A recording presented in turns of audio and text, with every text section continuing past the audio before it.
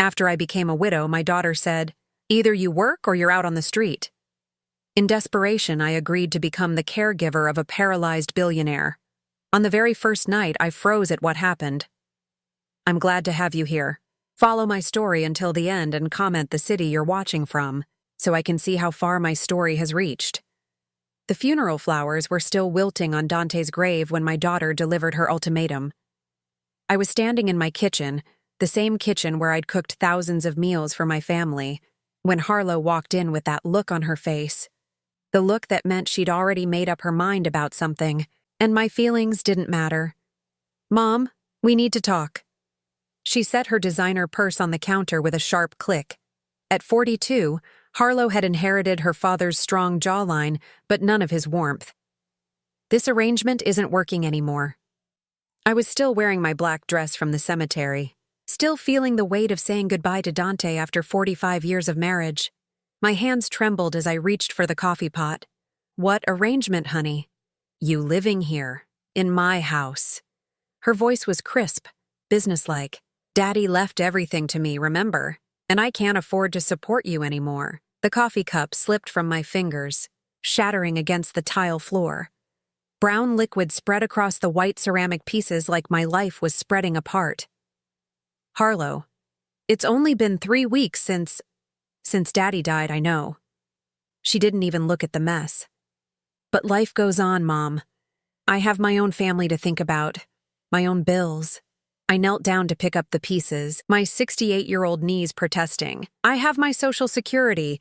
It's not much, but I can contribute $800 a month?" Harlow laughed, but there was no humor in it. "That doesn't even cover the utilities. Look, I've been thinking about this, and I have a solution." I stopped cleaning and looked up at her. My daughter, the baby I'd rocked through countless sleepless nights, the little girl who used to crawl into my bed during thunderstorms.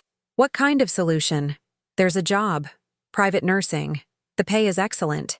She pulled out her phone and showed me a listing. "This man needs round-the-clock care. You were a nurse before you married Daddy. It's perfect." My stomach dropped. "Harlow, I haven't worked as a nurse in over 40 years. Medicine has changed. I wouldn't even know how to—" "It's not medical nursing, Mom. It's more like companionship. Helping with daily activities. You can do that." She was already scrolling through her phone. "I already contacted them. You have an interview tomorrow." I stood up slowly, ceramic shards still cutting into my palm. "And if I don't get the job?" Harlow finally looked at me, and I saw my answer in her eyes before she spoke. "Then you'll need to find somewhere else to live. I'm sorry, Mom, but I can't carry you forever." The next morning, I found myself standing outside a mansion that looked like something from a movie. The driveway alone was longer than our old street. My hands shook as I rang the doorbell, and I wondered how my life had come to this. At 68, I was applying for a job I wasn't qualified for because my own daughter had thrown me out. A stern-looking woman in her 50s answered the door. "Mrs. Thompson, I'm Patricia, Mr. Hawthorne's house manager. Please come in."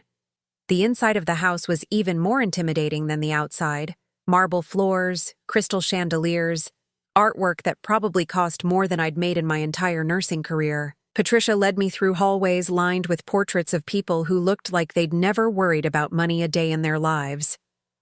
"Mr. Hawthorne requires assistance with most daily activities," Patricia explained as we walked. "He's paralyzed from the waist down following an accident 5 years ago.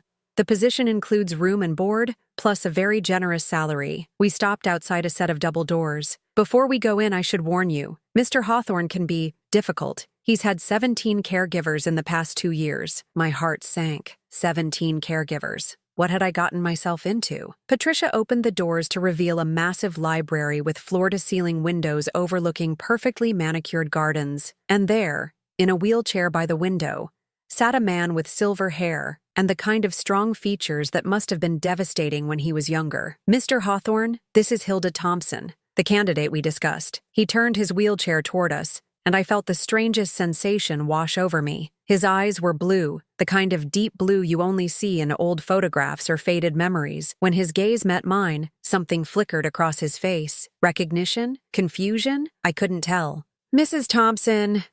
His voice was deep, cultured, with just a hint of something I couldn't place. "Please, Sit down. I lowered myself into the chair across from him, trying to ignore how my heart had started beating faster. There was something about his face, about the way he looked at me, that made my chest tighten with an emotion I couldn't name. "Patricia tells me you were a nurse," he said, but his eyes never left my face. It was as if he was studying me, searching for something. "Yes, sir. Many years ago, before I married." My voice came out steadier than I felt. "And your husband recently passed away." It wasn't a question. "I'm sorry for your loss." "Thank you." I glanced down at my hands, still wearing Dante's ring. "It's been difficult." When I looked up again, Terrence Hawthorne was still staring at me with that intense, almost desperate expression. "Have we met before, Mrs. Thompson? There's something about you that seems familiar." My blood ran cold. I forced myself to smile politely. "I don't think so, Mr. Hawthorne. I'm sure I would remember." But even as I said it, alarm bells were ringing in my head, because there was something familiar about him too. Something about the shape of his mouth, the way he tilted his head when he spoke. Something that made my hands tremble and my breath catch. "Perhaps not," he murmured, but he didn't look convinced. "Tell me, Mrs. Thompson, why do you want this position?" The honest answer was that I was desperate, that my daughter had thrown me out and I had nowhere else to go, that at 68 I was too old and too tired to start over, but I had no choice. Instead, I said, "I believe in taking care of people. I always have." Something in his expression softened. "And you're not afraid of challenging situations?" I thought about Harlow's cold eyes, about cleaning up my broken coffee cup while my daughter watched, about sleeping in the guest room of my own home because Harlow had already moved into the master bedroom. "No, sir, I'm not afraid." Terrence nodded slowly. "Patricia, would you give us a moment alone?" After Patricia left, closing the doors behind her, Terrence wheeled his chair closer to mine. "Mrs. Thompson, I'm going to be frank with you. I am not an easy man to work for. I'm demanding, particular, and I don't suffer fools gladly. But if you take this position, you'll be treated with respect and paid well." "Very well." He named a salary that made my head spin, more money than Dante had made in his best year. "However," he continued, "I need someone I can trust, someone who won't gossip about my personal affairs or treat me like an invalid. Can you be that person?" I looked into those blue eyes and felt that strange flutter of recognition again. "Yes, Mr. Hawthorne, I can." "Good." He extended his hand to shake mine, and when our fingers touched, I felt a jolt of electricity that had nothing to do with static. "Welcome to my home." Hilda, the way he said my name, soft and almost reverent, made my heart skip. I pulled my hand back quickly, telling myself I was imagining things. I was a widow, for God's sake, a grandmother. I had no business feeling anything for this man. But as Patricia showed me to my quarters later that evening, I couldn't shake the feeling that my life had just taken a turn I wasn't prepared for, and the way Terrence Hawthorne looked at me, like he was seeing a ghost from his past, made me wonder if I was about to discover something I'd spent 48 years trying to forget. My first week at the Hawthorne mansion felt like living in a beautiful prison. The room Patricia had assigned me was larger than my entire apartment with Dante, complete with its own sitting area and a bathroom that sparkled like something from a luxury hotel. But every morning when I woke up, I felt the crushing weight of my new reality. At 68, I was essentially a live-in servant. Terrence was exactly as Patricia had warned, demanding, particular, and with a sharp tongue when things weren't done to his specifications. He wanted his morning coffee at exactly 7:15, not 7:20. His newspapers had to be arranged in a specific order. His medication schedule was rigid, and God help me if I was even a minute late. But there were moments, quiet moments between his commands and criticisms, when I would catch him watching me with that same intense expression from our first meeting, as if he was trying to solve a puzzle that had been bothering him for years. "Hilda," he said on Thursday morning as I arranged his breakfast tray. "That's an unusual name. Family name?" I paused in cutting his grapefruit. "My grandmother's name. She was German." "German," he repeated thoughtfully. "And where did you grow up?" "Here and there." I kept my voice neutral, but my hands had started to shake slightly. My father moved around a lot for work. It wasn't entirely a lie. We had moved frequently, though not for work. More like running from creditors and my father's gambling debts. But some memories were better left buried. That afternoon, while Terrence napped, I finally unpacked the 3 boxes Harlow had grudgingly allowed me to take from the house. Most of it was practical items. Clothes, a few books, my jewelry box. But at the bottom of the last box, wrapped in tissue paper, was something I'd almost forgotten I still had. My old photo albums. I'd packed them without thinking, probably because they were sitting on my nightstand after I'd been looking through them during those first lonely nights after Dante's funeral. Now, sitting in the elegant chair by my bedroom window, I unwrapped them with trembling fingers. The first album was from my marriage to Dante, our wedding photos, pictures of baby Harlow, family vacations, a lifetime of careful, respectable memories. I set it aside and reached for the older one, the one I rarely looked at anymore. The cover was faded blue leather, cracked at the corners. Inside were photographs from my life before Dante, before marriage and motherhood, and the careful, controlled existence I'd built for myself. The first few pages were innocent enough. High school graduation, my nursing school friends, my parents looking young and hopeful. But as I turned the pages, my breath started coming faster. There, on page 12, was a photograph that made the world tilt sideways. I was 20 years old in the picture, wearing a yellow sundress I'd sewn myself. My hair was long and dark, pulled back with a ribbon. I was laughing at something the photographer had said, my head thrown back with pure joy.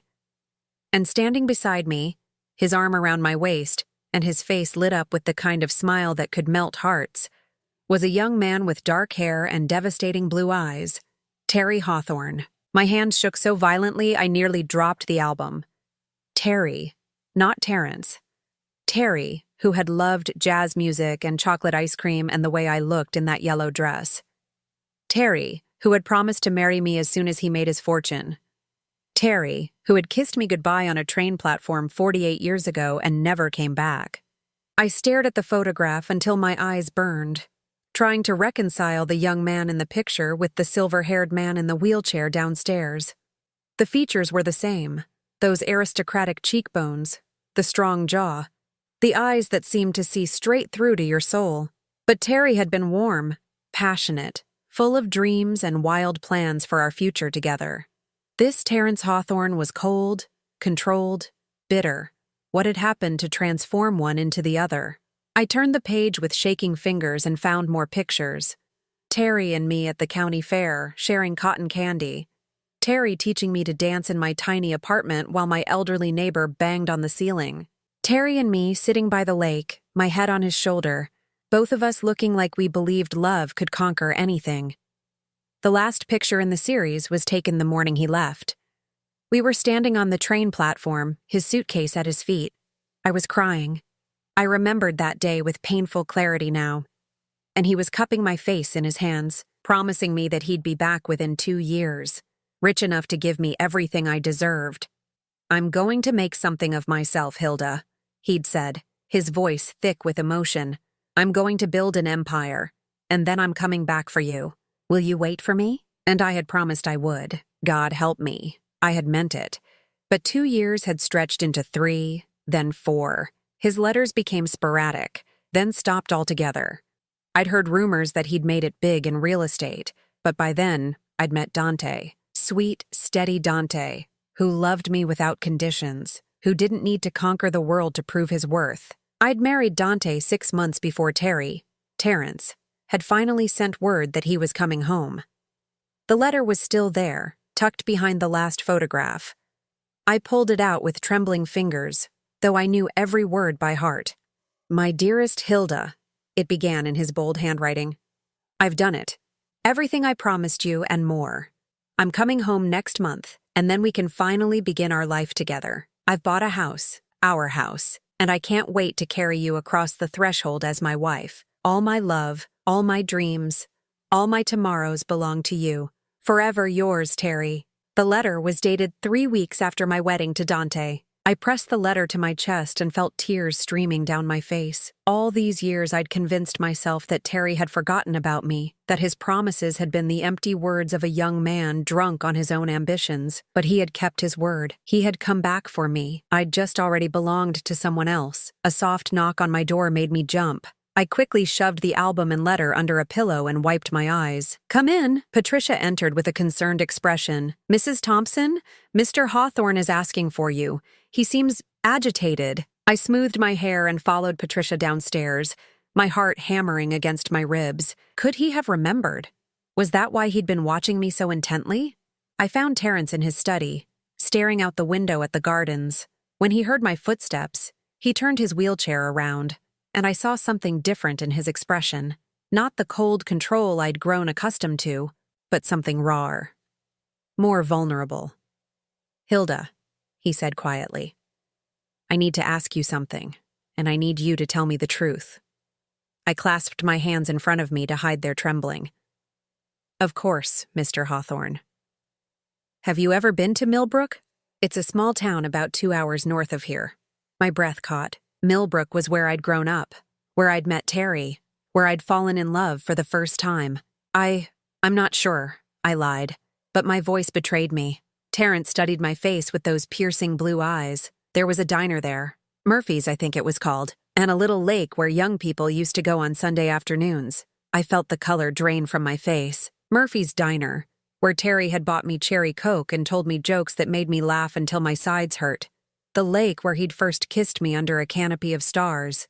"Mr. Hawthorne, I think perhaps you're confusing me with someone else." But even as I said it, I could see in his eyes that he wasn't confused at all. The mask of cold control was slipping, revealing the man I'd once loved with every fiber of my being. "Perhaps," he said softly, but his gaze never left my face. "Perhaps I am." As I turned to leave, I heard him whisper something that made my knees nearly buckle. "Yellow dress. You always looked beautiful in yellow." I didn't sleep that night. Every time I closed my eyes, I saw Terry's young face in those photographs, heard his voice promising to come back for me. And downstairs, the man he'd become was probably lying awake too, piecing together the same memories that were tearing my heart apart. By morning, I'd made a decision. I couldn't keep pretending. The charade was eating me alive, and it was clear that Terry, was remembering more each day.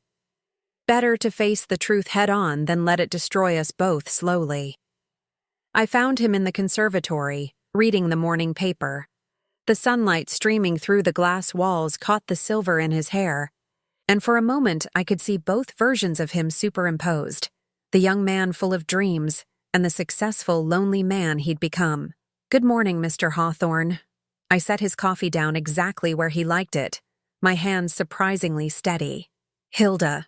He looked up from his paper, and I saw exhaustion in those blue eyes. "Did you sleep well?" "No," I said honestly. "Did you?" A ghost of a smile touched his lips. "No, I kept thinking about yellow dresses and cherry Coke at Murphy's Diner." My breath caught. There was no point in denying it anymore. The cherry Coke was too sweet. "You always said I should get vanilla."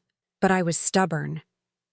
Terrence closed his eyes, and when he opened them again, they were bright with unshed tears. "Hilda Marie Brennan, you wore your grandmother's locket and had a scar on your left knee from falling off your bicycle when you were 8. I touched my throat automatically, where the locket used to rest. "You gave me a ring, a little silver band with a promise that someday you'd replace it with diamonds. I still have it." His voice was barely a whisper. "I've carried it with me for 48 years. We stared at each other across the space that separated us, not just the few feet between his wheelchair and where I stood, but the decades of different lives, different choices, different kinds of love. "Why didn't you tell me who you were?" he asked. I sank into the chair across from him, suddenly feeling every one of my 68 years. "Because I was afraid. Because I'm not the girl you remember anymore. Because—" I took a shaky breath. "Because you're not the boy I remember either." Terrence nodded slowly. "When I came back and found out you'd married Dante Thompson, I wanted to hate you. I told myself you'd never really loved me, that you'd just been waiting for someone better to come along. That's not true." The words came out more forcefully than I'd intended. I waited, Terry. I waited until I couldn't wait anymore. Your letters stopped coming and I thought— I wiped away a tear. I thought you'd forgotten about me. I never stopped writing, he said quietly. But my business partners convinced me that a small-town girl would hold me back. They intercepted my letters, told me you'd moved on. By the time I realized what they'd done, you were already married. The cruelty of it hit me like a physical blow. All those years of wondering, of feeling abandoned, when Terry had been trying to reach me all along. I hired a private investigator to keep track of you, Terrence continued. I know it sounds terrible, but I needed to know you were happy. I knew when Harlow was born, when you moved to the house on Maple Street, when Dante got promoted at the bank. I even knew when he got sick. I stared at him, shocked. You've been watching me for 48 years? From a distance. I never interfered, never tried to contact you. I needed to know you were all right. He reached into his jacket pocket and pulled out a small velvet box, and I kept hoping that someday, somehow, fate would bring you back to me. With trembling hands, he opened the box to reveal the silver ring he'd given me all those years ago. The one I'd returned to him in tears the day before my wedding, unable to bear wearing another man's promise while pledging my life to Dante. You kept it, I whispered. I kept everything. Every photo, every letter you wrote me, every memory. He looked down at the ring. I never married Hilda. I told myself it was because I was too focused on business, but the truth was simpler than that. No one else was you. The weight of his words settled between us like a stone dropping into still water. 48 years of loneliness, of building walls around his heart, of watching the woman he loved live her life with someone else. Terry, I didn't know what to say. How do you apologize for a lifetime of separation that neither of you chose? I don't blame you, he said quickly. You made the right choice. Dante was a good man. He loved you the way you deserved to be loved, and he was there when I couldn't be. I've made my peace with that. Have you? I asked softly. Because the man I've been working for these past weeks doesn't seem at peace with anything. Terrence's jaw tightened. The accident changed me. 5 years ago, I was still holding on to the fantasy that maybe someday we'd meet again, that maybe there could be some kind of second chance. Then I woke up in a hospital bed, paralyzed from the waist down, and I realized how foolish I'd been. What could I offer you now? A broken man in a wheelchair? Stop. I stood up abruptly, anger flaring in my chest. Just stop. Do you think I'm so shallow that your legs matter more than your heart? Do you think I'm the kind of woman who would turn away from someone I cared about because they needed help instead of being able to give it?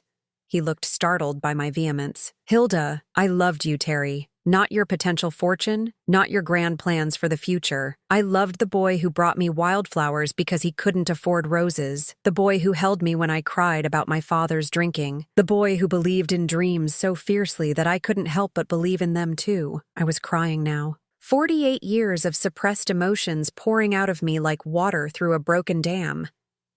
And if that boy is still in there somewhere, then everything else is just details. Terrence reached for my hand, and I let him take it. His fingers were older now, marked with age spots and thinner than I remembered, but his touch still sent electricity through my veins. He's still here, he said quietly. Buried under a lot of bitterness and disappointment, but still here. The question is, what do we do now? I looked around the conservatory, at the life of luxury he'd built around himself. Then I looked back at his face, searching for the answer to a question I'd been afraid to ask. Are you happy, Terry? Really happy? He was quiet for a long moment. I was successful. I was respected. I had more money than I could spend in 10 lifetimes. He paused. But happy? No. I don't think I've been truly happy since the day I left you on that train platform. Then maybe, I said carefully, it's time to stop punishing ourselves for choices we made when we were different people. Maybe it's time to see what the people we are now could build together. Terrence brought my hand to his lips and kissed it gently. Would you be willing to try? Not as my nurse, but as whatever we could be to each other? I thought about Harlow, about the cold house where I was no longer welcome. I thought about the lonely apartment I'd been planning to find, about spending my remaining years in solitude. Then I looked at the man who had loved me faithfully for nearly 5 decades, even from a distance. Yes, I whispered. I'd like to try. But even as the words left my lips, I knew our path wouldn't be easy. Harlow would have something to say about this arrangement, and I doubted it would be congratulatory. My daughter had never approved of anything that took attention away from her own needs, and she certainly wouldn't approve of her mother finding love again. The thought of facing Harlow's reaction made my stomach clench with anxiety. But for the first time in weeks, I also felt something else. Hope. Maybe it wasn't too late for second chances after all. 3 weeks after our confession in the conservatory, Terry asked me to move into the master wing of the house. Not as his caregiver, but as his companion. The word felt strange on my tongue when I repeated it to myself. Companion. It sounded so much more meaningful than employee, yet not quite as binding as the words we'd once dreamed of using. You don't have to decide right now, he said over dinner in the smaller dining room we'd started using instead of the formal one. But Hilda, I want you to know that this isn't about convenience or loneliness. This is about the life I should have been living all along. I set down my fork, my appetite suddenly gone. Terry, I need to tell you something. About Harlow. His expression grew serious. What about her? She doesn't know who you are. When she found this job for me, she just saw dollar signs. A wealthy man who needed care, a mother she wanted out of her house. She has no idea about our history, Terry nodded slowly. And you think she'll have a problem with our arrangement? I laughed, but there was no humor in it. My daughter threw me out 3 weeks after her father's funeral. She cares about exactly 2 things: her own comfort and other people's money. When she finds out I'm living here as more than hired help, she's going to assume I'm after your inheritance. Are you? Terry asked quietly. I looked at him in shock. How can you even ask that? Because 48 years is a long time, Hilda. People change. And my wealth, he gestured around the elegant dining room. It has a way of changing how people see me. I stood up abruptly, hurt flashing through me like a knife blade. If that's what you think of me, then maybe this was a mistake. Sit down. His voice was gentle but firm. Please, I had to ask. I've been burned before by people who claimed to love me but were really in love with my bank account. I needed to hear you say it. I remained standing, my arms crossed. Say what? That you don't want my money. That you're here because of who I am, not what I have. I shouldn't have to say it. You should know it. Terry reached for my hand, but I pulled away. You're right. I should. And deep down, I do. But Hilda, you have to understand. When you have this much money, you start to question everyone's motives, even the people you love most. I felt my anger deflate slightly. Is that really how you've lived all these years? Not trusting anyone? Pretty much. He looked down at his hands. It's a lonely way to live, but it seemed safer than being hurt again. I sat back down, studying his face, the lines around his eyes, the way his mouth turned down at the corners. This was what success without love had done to him, turned him into a suspicious, isolated man who questioned even the purest emotions. For the record, I said quietly, I don't want your money. I want you to leave every penny to charity if it makes you happy. I have my Social Security and a small pension from the hospital where I worked before Harlow was born. It's not much, but I've lived on less.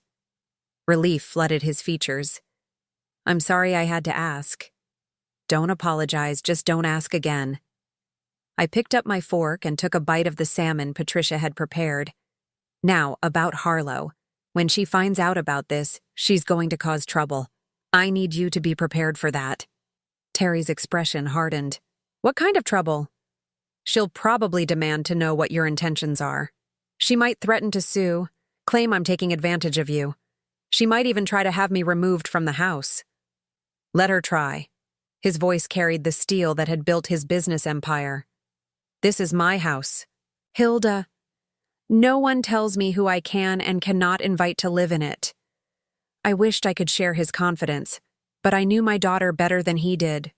Harlow could be ruthless when she felt threatened, and she would definitely feel threatened by this development. My phone rang, interrupting my thoughts. Harlow's name appeared on the screen, and my stomach clenched. Speak of the devil, I murmured, showing Terry the display. Answer it, he said. Let's get this over with. I swiped to accept the call. Hello, Harlow. Mom. Her voice was tight with barely controlled anger. I just had the most interesting conversation with Mrs. Patterson from church. She said she saw you at the grocery store with some man in a wheelchair, and you were acting very familiar with him. I closed my eyes. In a town this size, of course someone would see us and report back to Harlow. Terry and I had gone to the market together yesterday, and he'd insisted on buying ingredients for the chocolate cake I'd mentioned missing from my childhood. To anyone watching, we probably did look more intimate than employer and employee. His name is Terrence Hawthorne, I said carefully. He's the man I work for. Work for or work on? Harlow's voice dripped with accusation. Because Mrs. Patterson said you two looked awfully cozy for a professional relationship. Terry gestured for the phone, and I shook my head. This was my battle to fight. Harlow, I'm 68 years old. I think I'm capable of conducting myself appropriately. Are you sleeping with him? The blunt question hit me like a slap. That's none of your business. It is if you're embarrassing our family name. Daddy's not even cold in the ground. And you're already throwing yourself at the first rich man who shows you attention? White-hot rage flooded through me. How dare you? Your father has been gone for 2 months, and I grieved for him properly. But I'm not dead, Harlow. I'm allowed to have companionship. Companionship? Harlow laughed coldly. Is that what we're calling gold digging now? Terry's face had gone pale with anger. He gestured more forcefully for the phone, and this time I handed it to him. Ms. Thompson, he said, his voice arctic. This is Terrence Hawthorne. I think there are some things you need to understand. I could hear Harlow's shocked silence through the phone. Then her voice, suddenly much more respectful. Mr. Hawthorne, I didn't realize you were there. Clearly, now listen very carefully because I'm only going to say this once. Your mother is not a gold digger. She's not embarrassing anyone, and she's certainly not throwing herself at me. If anything, I'm the one pursuing her. Sir, I think there might be some misunderstanding. The only misunderstanding, Terry interrupted, is your belief that you have any say in your mother's personal life. She's a grown woman who can make her own decisions about who she spends time with. But she's vulnerable right now. She's grieving, and she might not be thinking clearly. Your mother is one of the strongest, most clear-thinking women I've ever met. The fact that you can't see that says more about you than it does about her. The silence on the other end of the line stretched out for several seconds. When Harlow spoke again, her voice had taken on a different quality. Harder, more calculating. Mr. Hawthorne, I appreciate your friendship with my mother, but I hope you understand my concern. She's been through a lot lately, and I just want to make sure she's not being taken advantage of. The only person who's taken advantage of your mother recently, Terry said quietly, is you. Another silence. Then Harlow's voice, cold as winter. I'd like to meet with you, Mr. Hawthorne, to discuss this situation properly. Terry looked at me, eyebrows raised. I nodded reluctantly. Better to face this head-on than let Harlow stew and plan in private. Fine, Terry said. Tomorrow afternoon, 2 o'clock. I'll be there. Harlow hung up without saying goodbye. Terry handed me back my phone, his jaw tight with anger. Well, that went about as well as expected. I sank back in my chair, suddenly exhausted. She's going to try to turn you against me. She'll make it sound like I manipulated you, like I planned this whole thing. Let her try. Terry reached across the table and took my hand. Hilda, I need you to understand something. I didn't survive 48 years in business by being easily manipulated, and I certainly didn't build this empire by letting people tell me who I can and cannot care about. She can be very convincing when she wants to be, and I can be very stubborn when I need to be. He squeezed my hand. Your daughter doesn't scare me.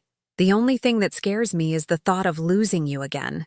That night, I lay in my bed staring at the ceiling, dreading the next afternoon's confrontation. I knew Harlow would come armed with arguments designed to drive a wedge between Terry and me. She'd paint me as a desperate widow preying on a lonely, disabled man. She'd question my motives, my timing, my very right to seek happiness again. But as I drifted off to sleep, I held on to Terry's words. The only thing that scares me is the thought of losing you again. Tomorrow, I would find out if that was really true. Harlow arrived exactly at 2 o'clock, dressed in her best black suit like she was attending a business meeting rather than visiting her mother.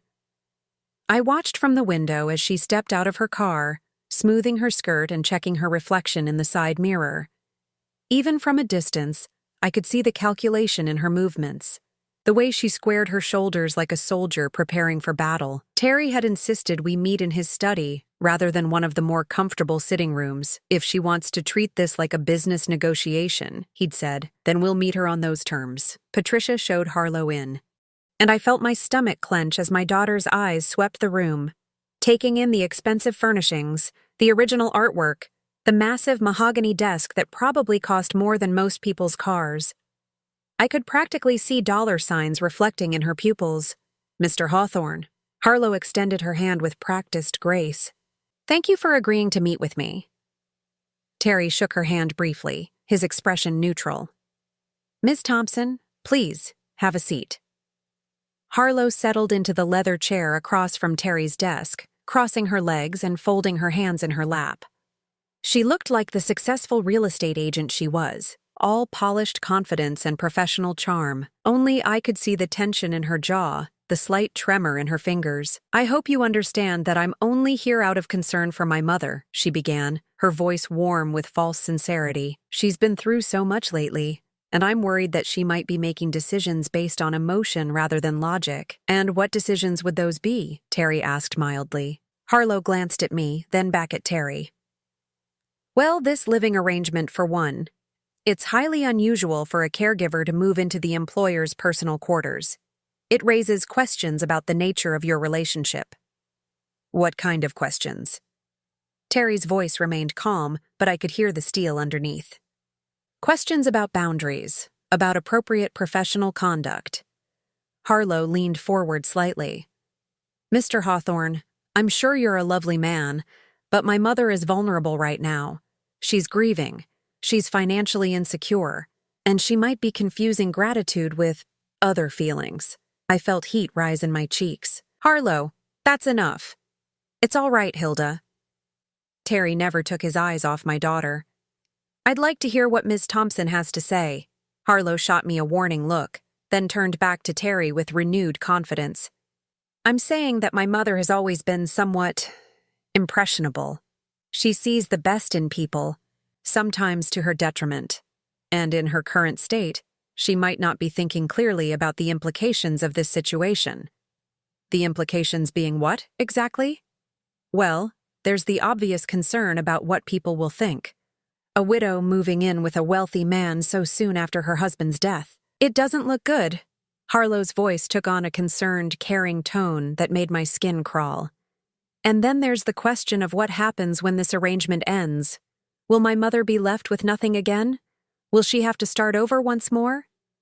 Terry leaned back in his wheelchair, his fingers steepled in front of him. Those are interesting points. Tell me, Ms. Thompson, what do you think would be best for your mother? Harlow's eyes lit up, thinking she'd found an opening. I think she should come home, back to her family, where she belongs, where she can grieve properly and make rational decisions about her future. And by home, you mean the house you inherited from your father?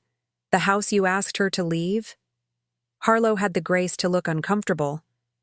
That was a misunderstanding. I was emotional, dealing with my own grief.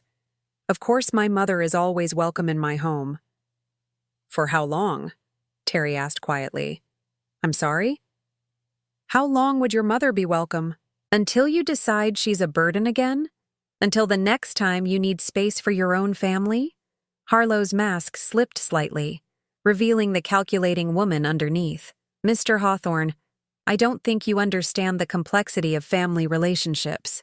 Oh, I understand perfectly. Terry's voice cut through her words like a blade. I understand that you threw your mother out 3 weeks after burying her husband of 45 years. I understand that you gave her an ultimatum, work or live on the street. And I understand that the only reason you're here now is because you've realized she might have found something better than what you were offering. Harlow's face flushed red. That's not... I was protecting her, teaching her to be independent. By making her homeless, she wasn't homeless. She had options, such as... Harlow looked frantically between Terry and me, clearly not expecting to be put on the defensive.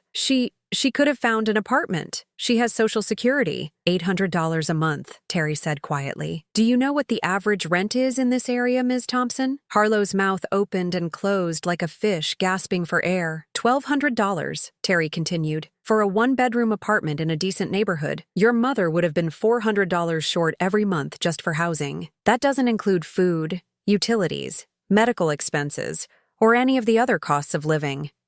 She could have found something cheaper? Where? In what part of town?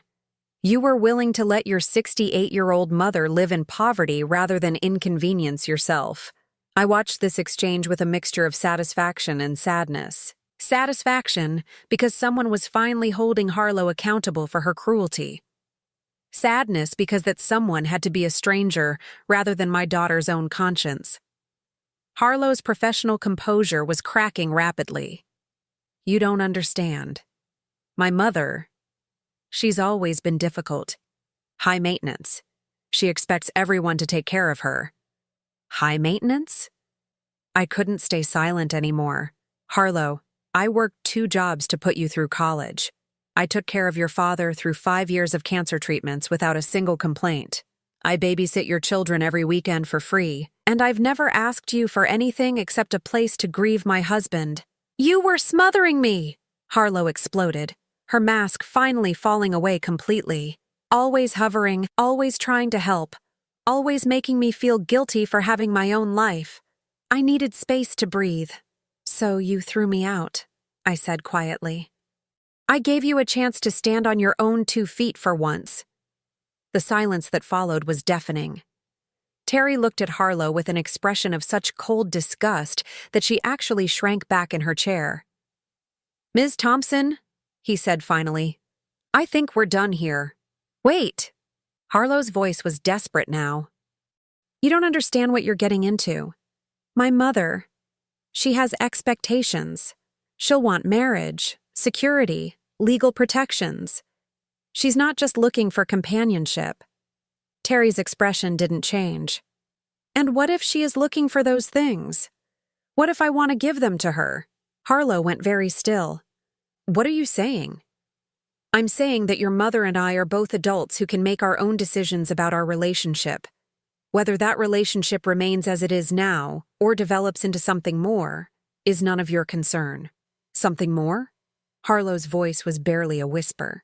Terry reached into his desk drawer and pulled out a small velvet box, the same box he'd shown me in the conservatory, containing the silver ring from our youth.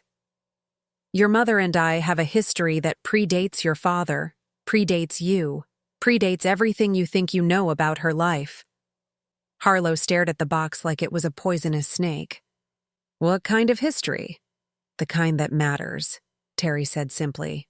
We loved each other once, very deeply. Circumstances separated us, but they didn't destroy what we felt.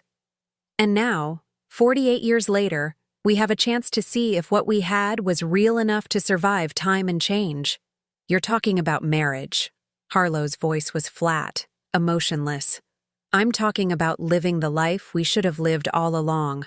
Harlow turned to me, her eyes blazing with a fury I'd never seen before. This is why you took this job, isn't it? You knew who he was. You planned this whole thing. No, I said firmly. I had no idea Terry was here when I answered that job listing. I thought he was dead or married or living on the other side of the world. The last thing I expected was to find him in that wheelchair, in this house. Terry? Harlow's voice dripped with venom. You call him Terry? That's my name, Terry said calmly. Terrence is what my business associates call me. Terry is what the people I love call me. Harlow stood up abruptly, her chair scraping against the hardwood floor. This is insane. You're both insane. You think you can just pick up where you left off 48 years ago? You think you can erase an entire lifetime? We're not trying to erase anything, I said. We're trying to build something new from what's left. What about Daddy? What about your marriage, your family, everything you built together? Your father was a good man, and I loved him. But Terry was my first love, and some things never really end. Harlow looked between us with growing panic. He's using you, Mom. Can't you see that? He's lonely and disabled, and you're convenient. When he gets tired of playing house, you'll be out on the street again. That's enough. Terry's voice cut through the air like a whip. You will not speak about your mother that way in my house. Your house? Harlow laughed bitterly. Yes, let's talk about your house, your money, your power. That's what this is really about, isn't it? Terry opened the desk drawer again and pulled out a thick legal document. Since you seem so concerned about money, perhaps you should know that I've already updated my will. Everything I own is going to charity. The Children's Hospital, the Homeless Shelter, the Animal Rescue Foundation. Your mother won't inherit a penny from me. Harlow stared at the document, her face going white. What? I told him to do it, I said quietly. I don't want his money, Harlow. I never did. I want him. Something in my daughter's face collapsed then, like a building with all its supports suddenly removed. For a moment, she looked like the little girl who used to crawl into my bed during thunderstorms, frightened and confused, and desperately in need of comfort. But then the mask snapped back into place, harder and colder than before. Fine, she said, her voice like ice. Fine, throw your life away on some fantasy from 50 years ago, but don't come crying to me when it all falls apart. She turned and walked toward the door, then paused with her hand on the handle. And don't expect me to be here to pick up the pieces when he's done with you. The door slammed behind her with enough force to rattle the windows. Terry and I sat in silence for several minutes, listening to the sound of Harlow's car starting and driving away. Finally, Terry reached across the desk and took my hand. Are you all right? I thought about the question, testing my emotions like prodding a sore tooth. Was I all right? My daughter had just disowned me, accused me of being a gold digger and a fool, and stormed out of my life with every intention of never coming back. But for the first time in months, maybe years, I felt free. Yes, I said, surprising myself with how steady my voice sounded. I think I am. 6 months later, I stood in the same conservatory where Terry and I had first acknowledged our past. But everything had changed. The morning light streaming through the glass walls caught the simple gold band on my left hand. Not the elaborate diamond Terry had once promised to replace my silver ring with, but something better. Something chosen by the people we'd become, rather than the dreams of who we thought we'd be. We'd married quietly 3 weeks ago, with only Patricia and Terry's lawyer as witnesses. It wasn't the grand wedding I'd imagined as a 20-year-old girl, but it was perfect in its simplicity. 2 people who'd found their way back to each other against all odds, promising to spend whatever time they had left together. Mrs. Hawthorne, Patricia said, entering the conservatory with her usual brisk efficiency, but I caught the small smile she tried to hide. Even Patricia, stern and practical as she was, had softened toward our unlikely romance. There's someone at the front door asking to see you. My heart clenched. I'd been expecting this visit for months, ever since the wedding announcement appeared in the local paper. Harlow had maintained her silence since that awful confrontation in Terry's study. But I knew she'd heard the news. In a town this size, everyone knew everyone's business. Who is it? I asked. Though I already knew. Your daughter, ma'am. She seems upset. I found Terry in his study, reviewing quarterly reports for the foundation he'd established to manage his charitable giving. He looked up as I entered, immediately reading the tension in my face. She's here, I said simply. Terry set down his papers and wheeled his chair around to face me. Do you want me to handle this? No. She's my daughter. This is my conversation to have. I smoothed my hands over my skirt, trying to calm my nerves. But I'd like you to be there, if you don't mind. Of course. We found Harlow in the formal living room, perched on the edge of a velvet settee like she was ready to bolt at any moment. She'd lost weight since I'd last seen her, and there were dark circles under her eyes that makeup couldn't quite hide. She looked older, more fragile, and for a moment my maternal instincts kicked in. Harlow. I kept my voice neutral, neither welcoming nor hostile. Mom. She stood up, wrapping her arms around herself defensively. Congratulations on your marriage. I heard it was lovely. It was. I settled into the chair across from her, Terry positioning his wheelchair beside me. Simple but lovely. Harlow's eyes darted to our joined hands, to the matching gold bands we wore. You actually did it. You actually married him.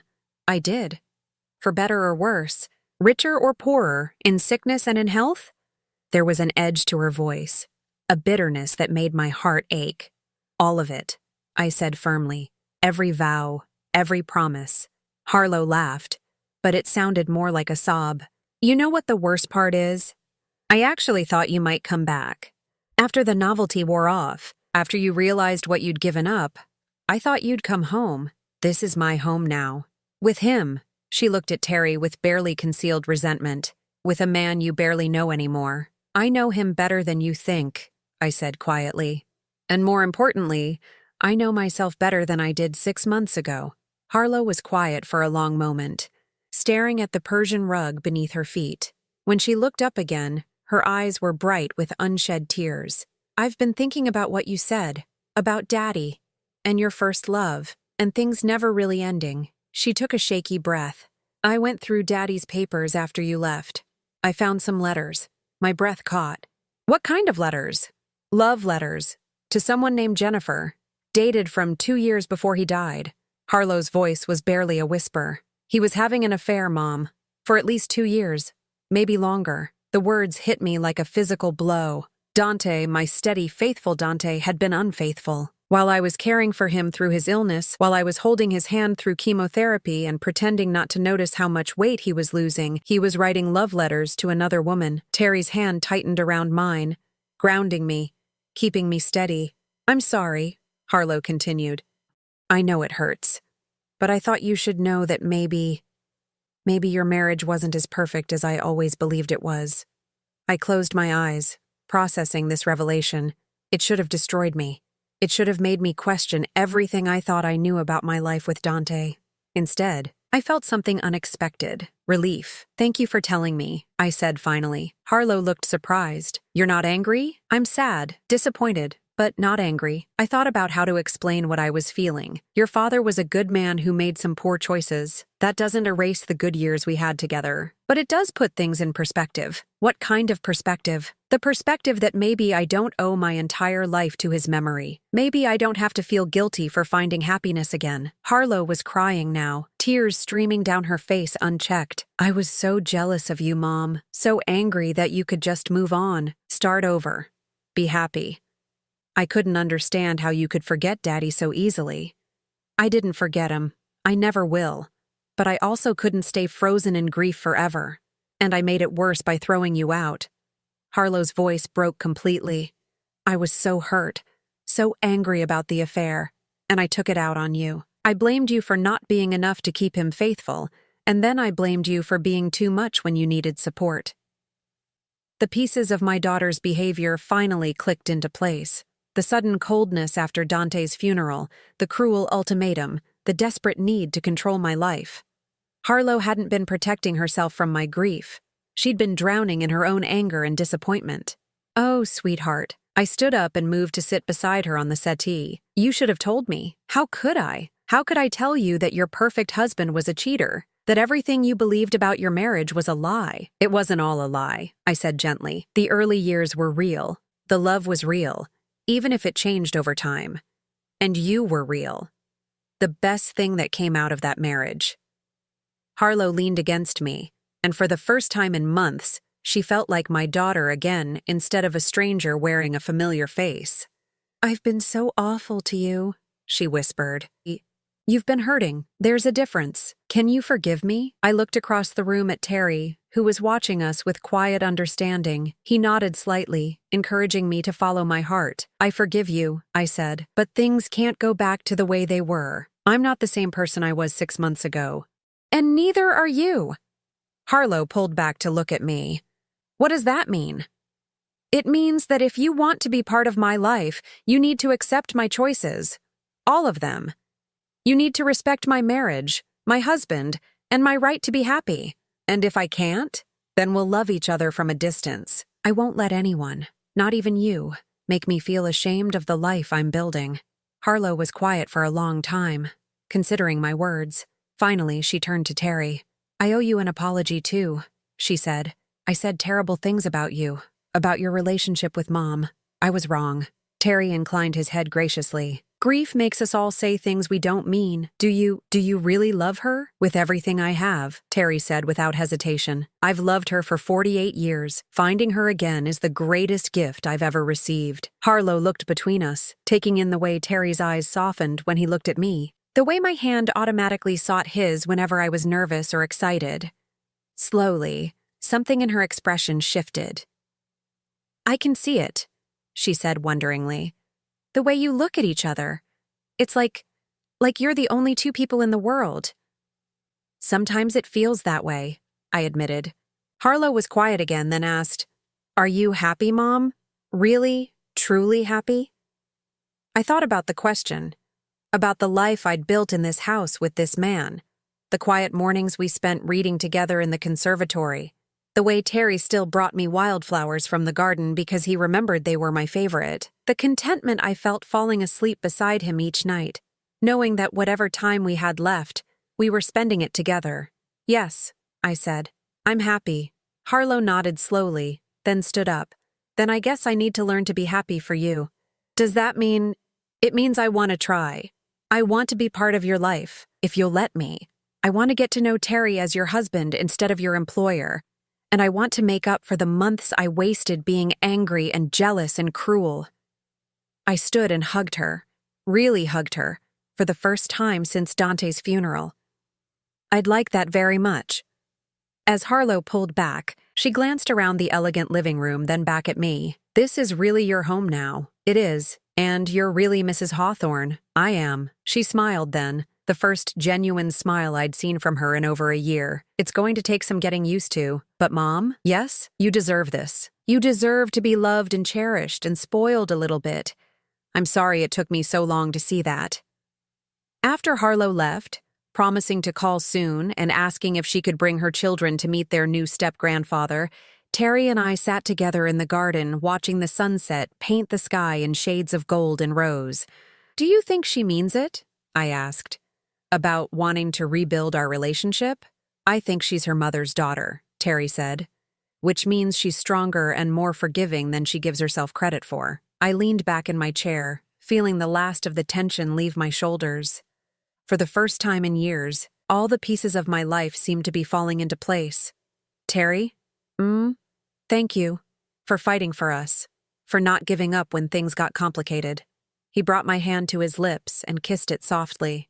Thank you for taking a chance on an old love with an older man, for seeing past the wheelchair and the walls I'd built around my heart. We're quite a pair, aren't we? Two people in their 70s starting over like teenagers. The best kind of pair, Terry said. The kind that knows how precious love really is and doesn't waste time taking it for granted. As the stars began to appear in the darkening sky, I thought about the journey that had brought me here, the pain of losing Dante, the humiliation of being cast out by my own daughter, the fear of starting over with nothing but my memories and my pride. But sometimes I realized you have to lose everything to find what you were really looking for all along. And sometimes the love you thought was lost forever has just been waiting patiently for you to come home. Now, I'm curious about you who listened to my story. What would you do if you were in my place? Have you ever been through something similar? Comment below. And meanwhile, I'm leaving on the final screen 2 other stories that are channel favorites, and they will definitely surprise you. Thank you for watching until here.